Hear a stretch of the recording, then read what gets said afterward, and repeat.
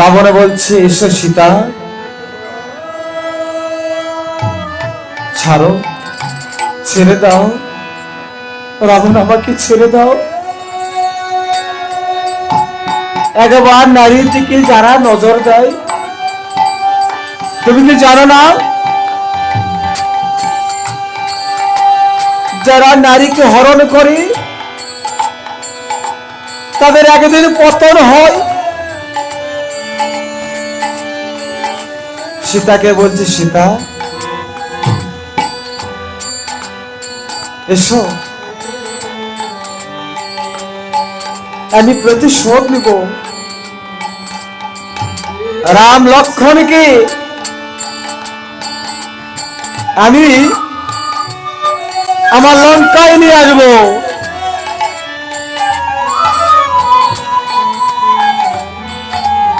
আমার বোনের প্রতিশোধ নেব। সীতাকে এবার কি করলেন, লঙ্কা রাজা অশোক কাননে বসে রাখলেন।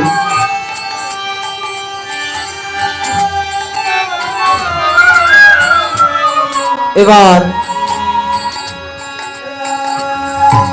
যখন অশোক কাননে বসে রেখেছে, হঠাৎ রাবণের মনে পড়ে গেল প্রভু রামের কথা। এবার মনে মনে ভাবছেন, কি ভাবছেন জানেন?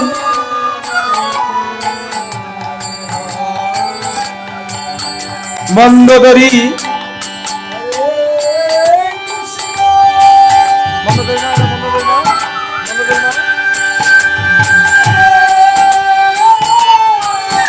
মন্দোদরী স্বামীকে বলছে, হে লঙ্কাপতি,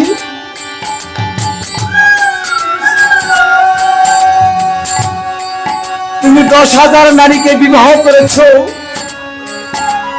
আমার কোনো দুঃখ নেই, আমার কোনো মান নেই, অভিমান নেই স্বামী। তবে তোমার কাছে অনুরোধ, ওই সতী সাবিত্রী সীতাকে তুমি ফিরে দিয়ে আসো। চুপ করো অবলা নারী।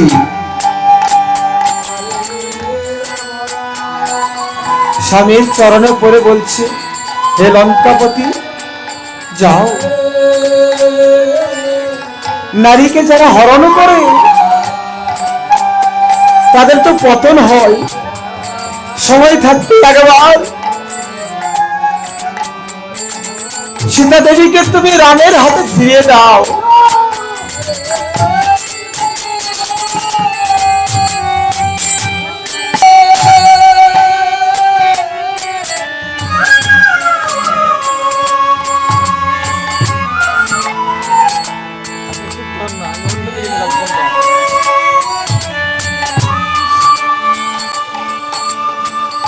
বারবার যখন মন্দোদরী বলছি, তখন রাবণ এবার নিজের ভুল বুঝতে পেরে ধীরে ধীরে বুঝছে। রাবণ বলছে, মন্দোদরী এদিকে এসো। তুমি কি জানো আমি কেন সীতাকে হরণ করেছি? জানো না? আমি সীতাকে হরণ করে অশোক কাননে রেখেছি। অশোক কানন মানে বোঝো, যে কারণে কোনো দুঃখ নেই, যে কারণে কোনো অসুখ নেই, সেই কারণে রেখেছি। আমি তাকে কখনো আঘাত করিনি। মন্দোদরী বলছি, তাহলে স্বামী তুমি কেন সীতাকে হরণ করেছো?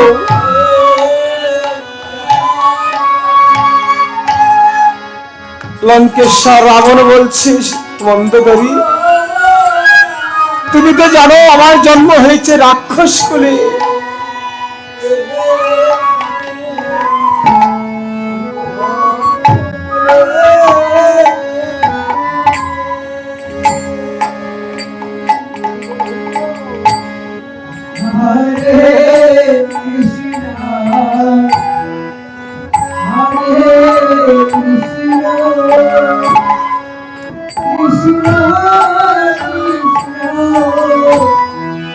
রাবণ বলছে, মন্দোদরী, তুমি তো জানো আমার জন্ম হয়েছে রাক্ষস কুলে। আমি কেন এনেছি জানো? সীতাকে কেন হরণ করেছে তুমি জানো? জগৎ শিক্ষা দেবার জন্য। এ জগতের সকলেই জানে আমি সীতাকে হরণ করেছি। সীতা হলো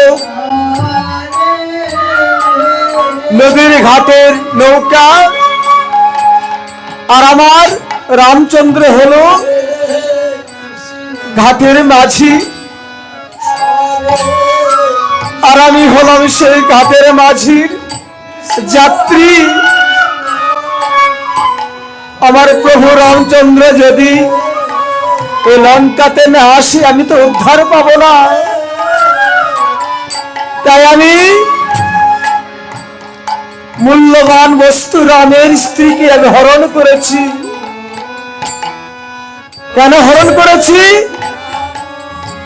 সীতাকে হরণ করেছে বলেই তো একদিন রামচন্দ্র আমার কাছে ছুটে আসবে, আর যেদিন ছুটে আসবে সেই দিন রামের হাতে আমি মৃত্যুবরণ করব। রামের হাতে মৃত্যুবরণ করে আমার রাক্ষস জনম ধন্য করে দিব। হরিবল হরিবল।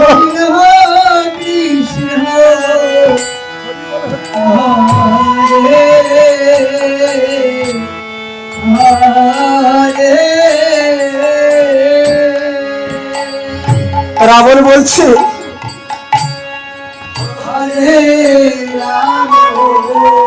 আমি যদি আজ সীতাকে হরণ না করি তাহলে তো কখনো রামচন্দ্র আমার কাছে আসবে না।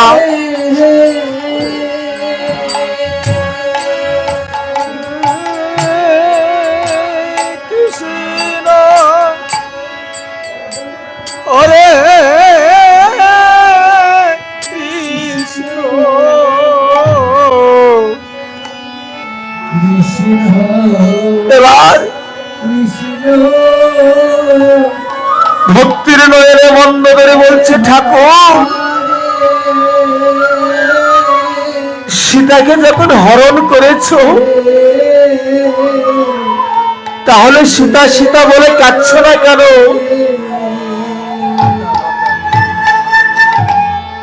রাম রাম বলে নয়নের জল ফেলছে না কেন বলো?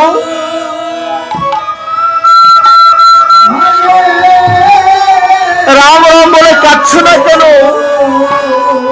নয়নের জল ফেলছো না কেন স্বামী? এবার রাবণ বলছে, এখন থেকে কেঁদে কেঁদে যদি আমি নয়নের জল ফেলে দে, যেদিন আমার প্রভু রামচন্দ্র আমার কাছে যুদ্ধ করতে আসবে, যেদিন আমি রামের চরণে রামের আঘাতে আমি মৃত্যুবরণ করব, যেদিন আমার প্রভু রামচন্দ্র আমার কাছে আসবে সেদিন আমি রামের চরণে যেন কিবা দিব। তাই গৌর হরিব হরিবল হরিব।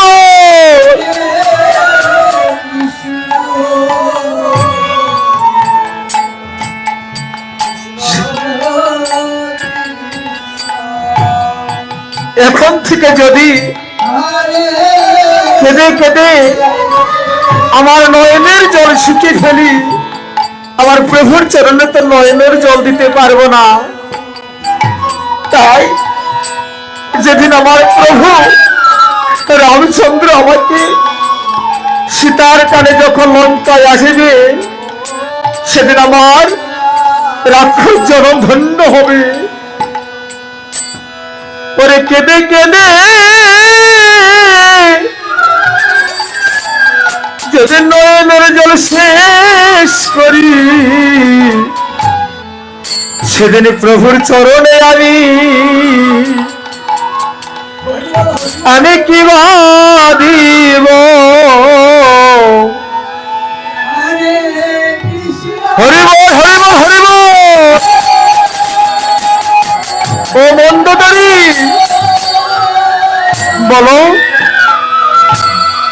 এখন আর নয়নের জল ফেলবো না? কেন ফেলবো না? আমার নয়নের জল শুকিয়ে গেলে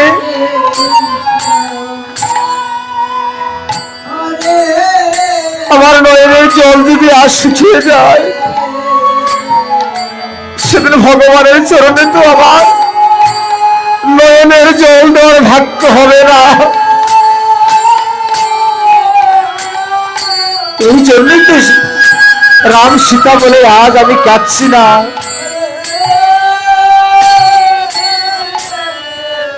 জগতের সবাই জানে রাবণ রামের পরম শত্রু। আজ রাবণ সীতাকে মা জ্ঞানে মাতৃ জ্ঞানে অশোক কারণে মন্দিরে রেখেছে। আজ আমি মন্দোদরী, ও মন্দোদরী, আমি জাগতিক জগতে সীতাকে আমি অত্যাচার করব। কেন জানো? তার সীতাকে যখন আমি অত্যাচার করব, সীতার গানে আগে দিন ভগবান রামচন্দ্র ছুটে আসবে, সেদিন রামের হাতে আমি মৃত্যুবরণ করবো। আর ঠিক সেই দিন আমার রাক্ষস কল উদ্ধার হবে। তাই গৌতমানন্দ হরি হরি বল। তাই সীতাকে অশোক কারণে বসে রেখেছে। ওঠো সীতা,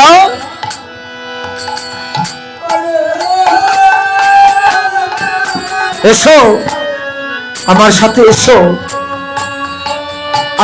আমি তোমাকে যেখানে রাখবো তোমাকে সেখানেই থাকতে হবে। সীতা বলতে ছাড়ো, ছেড়ে দাও, দুরাচারী রাবণ আমাকে ছেড়ে দাও,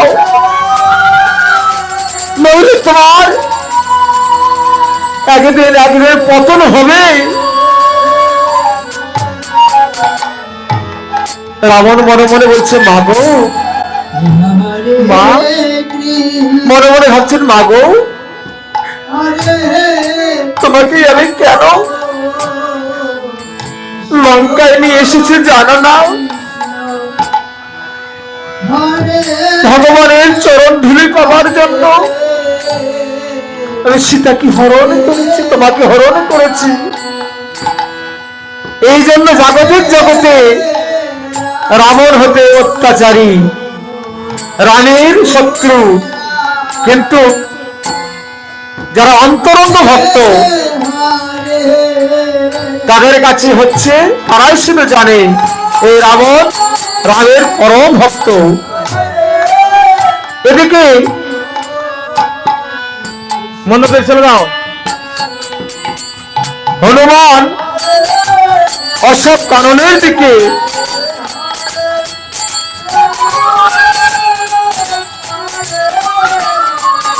মা জানকীর সন্তানে ছুটে চলে আসছে।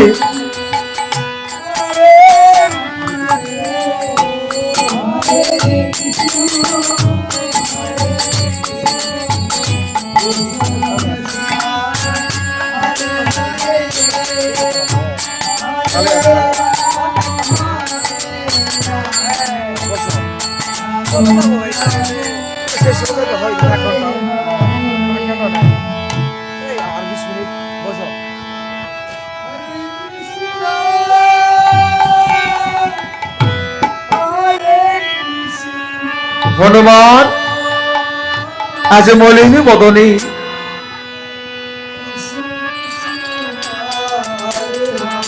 মা জানকীর সন্ধানে লঙ্কার দিকে ছুটে যাচ্ছি। এদিকে প্রভু রামচন্দ্র লক্ষ্মণকে কথা দিয়েছে মনে মনে ভাবছে আমাকে যেতে হবে লঙ্কাপুরীতে, ওই রাবণের সোনার লঙ্কা আমি আজ পুরে ছাড়খাড় করে দেব, ভেঙে চুরে তছনছ করে দেব। আমার মা জনকে করে যদি না পাই এই সোনার লঙ্কা আমি আগুনে পুড়িয়ে ছাড়খাড় করে দেব।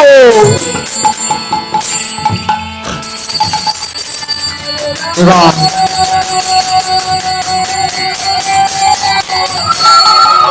খুঁজতে খুঁজতে মার জানকীর কাছে হনুমান বলছে, মা তবু চরণে প্রণাম মা, আশীর্বাদ করি। কে বাবা তুমি? দাঁড়াও মা, আমি বীর হনুমান, প্রভু রামচন্দ্রকে আমি কথা দিয়েছি। তুমি কেমন আছো, কোথায় আছো? এবার সীতা বলছি, যাও হনুমান, আমার রঘুপতিকে তুমি সংবাদ দাও, আমাকে যেন তাড়াতাড়ি উদ্ধার করে নিয়ে যায়। ভাগু তুমি আশীর্বাদ করো, আমি তোমাকে শীঘ্রই আমার প্রভু রামচন্দ্রকে নিয়ে আসবো তোমাকে উদ্ধার করবার জন্য। ততক্ষণ তুমি ভালো থেকো, আমি যাব আর আসবো মা। তো যাবার পূর্বে আমি রাবণের এই সৈন্যে লঙ্কা আনি তছনছ করে দিয়ে যাব। এই বলে জানকীর চরণে প্রণাম করলেন, আশীর্বাদ করি বীর হনু, যাও তোমার মনে আশা পূর্ণ হবে। এবার হনুমান কি করলেন? রাগে ক্ষিপ্ত হয়ে, রাবণের উপর ক্ষিপ্ত হয়ে সমস্ত ডালপালা গাছপালা যা ছিল ভেঙে চুরে তছনছ করে দিচ্ছে। নিতাই গৌর হরিবোল, হরিবোল, হরিবোল।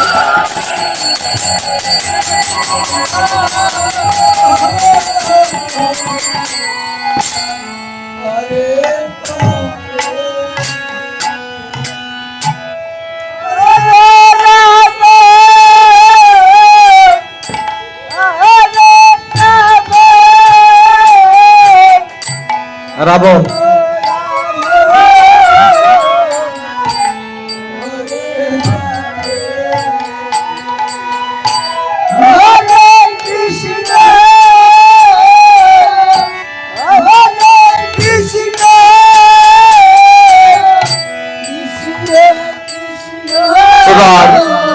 প্রতিদিনের মতো রাবণ আবার অশোক কাননে এসেছে। এসে দেখলেন সমস্ত গাছপালা তছনছ করেছে। একই তার এত বড় শ্রদ্ধা যে আমার লঙ্কাপুরীতে এসে সমস্ত কিছু তছনছ করে দিয়েছে। সীতাকে বলছে, এসো সীতা। দুরাচারী রাবণ, আমার কাছ থেকে দূরে থাকো, আমার কাছে কখনো আসবে না দুরাচারী রাবণ। এদিকে হনুমান প্রভু রামচন্দ্র লক্ষণকে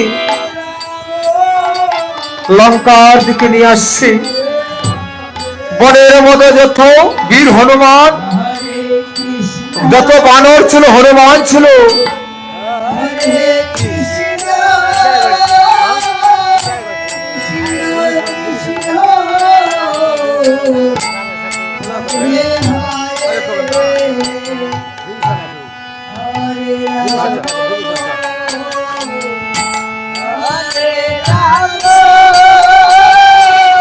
যত বীর হনুমানের সহকর্মী ছিল তারা একে একে সকলকে জানাজানি করছে। আর এদিকে রাবণের ভাই বিভীষণ বিভীষণকে আহ্বান করলেন।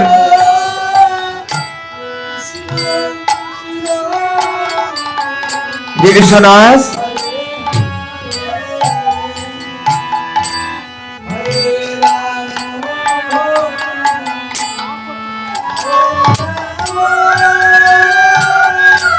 বিভীষণ দাদার কাছে এসে বলছে, দাদা প্রণাম।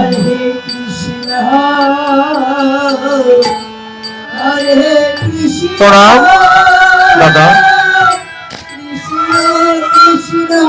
এবার বিভীষণ বলছে, দাদা তুমি জীবনে অনেক অন্যায় করেছো, পাপ করেছো, আমি সহ্য করেছি, মাথা পেতে নিয়েছি দাদা, কিন্তু ওই অবলা নারী সীতাকে তুমি যে হরণ করেছো দাদা, এখনো সময় আছে। ওই সীতা রানীকে তুমি রামের কাছে ফিরিয়ে দাও। এবার আমার বলছে, বিভীষণ আমার কাছে তুই এত বড় কথা বলছিস?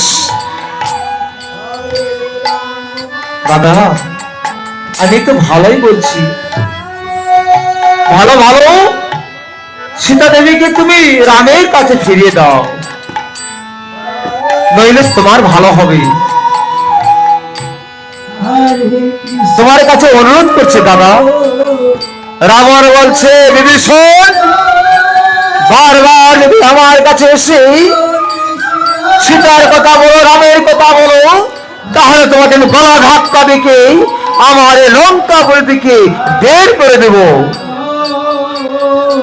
বিভীষণ বলছে, দাদা আমি শেষবারের মতো বলছি, যদি সীতাকে তুমি রামের কাছে ফিরিয়ে না দাও, তাহলে আমি তোমার এই লঙ্কাপুরীতে আর থাকবো না। প্রয়োজনের মধ্যে তোমার সাথে যুদ্ধ করব, তাদের বন্ধুত্ব করে। কি এত বড় শ্রদ্ধা! আমার ছোট ভাই হয়ে আমার বিরুদ্ধে তুই কথা বলছিস, তবে দূর হয়ে যা আমার কাছ থেকে। ঠিক আছে দাদা, আমি দেখে নেব, আমি রামের সঙ্গে হাত মিলিয়ে তোমার সঙ্গে এসবো আর মা জানেকে উদ্ধার করবো।